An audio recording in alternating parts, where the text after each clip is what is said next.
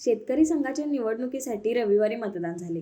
त्यामध्ये फक्त 34% मतदान झाले. आज रमणमाळा येथील बहुउद्देशीय हॉलमध्ये या निवडणुकीची मतमोजणी प्रक्रिया पार पडली.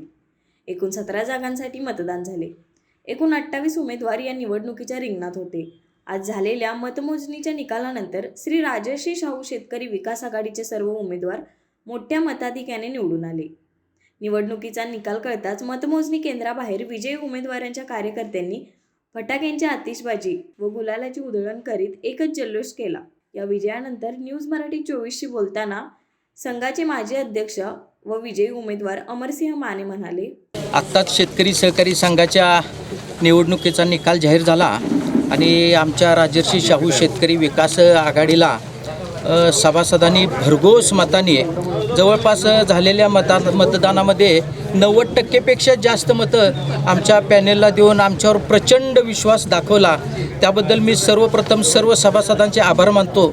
शेतकरी संघाच्या बाबतीमध्ये आम्हाला आता खताचा जो रुकडीला कारखाना आहे, संघाचे 2च उत्पन्नाचे स्रोत आहेत सगळ्यात मोठे, की रुकडीचा जो खत कारखाना आहे तो फुल स्विंगनं चालवणे आणि जिल्ह्यातल्या सर्व शेतकऱ्यांना मी जाहीर आव्हान करतो की अत्यंत चांगल्या दर्जाचं आमचं संघाचं 18-10 असेल गोळी खत, हातमिश्र खत त्याचं उत्पादन आम्हाला जास्तीत जास्त घ्यावं लागेल. आणि ते घेतल्यानंतर मी जिल्ह्यातल्या सर्व शेतकऱ्यांना आपल्या माध्यमातून आव्हान करतो की बैल छाप मिश्र खत, दाणेदार खत हे आपण संघाकडूनच खरेदी करावं आणि संघाला हातभार लावावा अशी मी सर्व शेतकरी सभासदांना विनंती करतो. सर्व सभासदांनी जर माल खरेदी केला, ऊर्जित अवस्था आणायची म्हणजे मालच खरेदी केला पाहिजे ना. माल खरेदी जर केला तरच संघाला परत गतवैभव प्राप्त होऊ शकतं. फार मोठी अवघड गोष्ट आहे अशातलाही विषय नाही. आपण सर्वच आता आपण सर्व नेत्यांनी दिलेले सर्वच उमेदवार सगळे एज्युकेटेड आहेत आणि सामाजिक बांधिलकी म्हणून या ठिकाणी आपला वेळ देणार आहेत. आम्ही सर्व पॅनेलचे सर्वच 19च्या 19 उमेदवार जे निवडून आलेले आहेत ते सर्व आम्ही संघासाठी जास्तीत जास्त वेळ देऊन आणि योगदान देऊन आम्ही संघाला वैभव प्राप्त करून देण्याच्या दृष्टीने आम्ही प्रयत्न करणार आहे.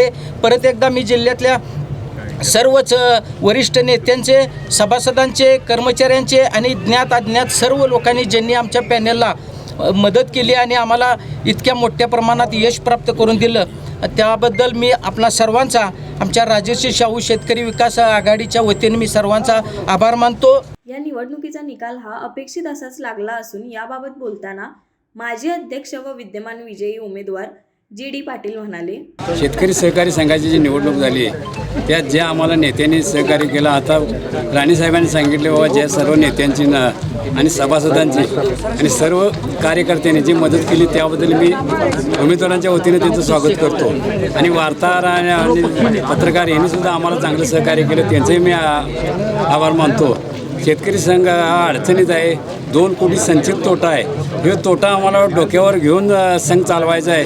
त्यासाठी आपल्याला खताचा धंदा 100% कार्यक्षमतेने चालवला पाहिजे. मिश्र खत असेल, दाणेदार खत असेल, हे दोन्ही कारखाने चांगल्या पद्धतीने चालवून खरा नफा त्यातच मिळतो आहे. आणि त्या पद्धतीने आम्ही खताचा धंदा जोरात करून सहकार्य करावं. सगळ्यात सभासदांनी मग खताला आपल्याकडे गिराईक म्हणून यावं किंवा खरेदी करावं अशी मी त्यांना विनंती करतो. आणि संघाला बाबा आम्ही जे एकूण 17 संचालक आहे ते चांगल्या ताकदीने चालवा अशी मी आपल्याला ग्वाही देतो. ही निवडणूक फार प्रतिष्ठेची नसली तरी मातब्बर नेत्यांनी या निवडणुकीला फार महत्त्व दिलं होतं. या निवडणुकीसाठी निवडणूक निर्णय अधिकारी म्हणून नीलकंठ करे यांनी तर सहाय्यक निवडणूक निर्णय अधिकारी म्हणून सुनील धायगुडे, प्रेरणा शिवदास, मिलिंद ओतारी यांनी काम पाहिले. न्यूज मराठी 24साठी कॅमेरामन प्रेम चौगलेसह असित बनगे, कोल्हापूर.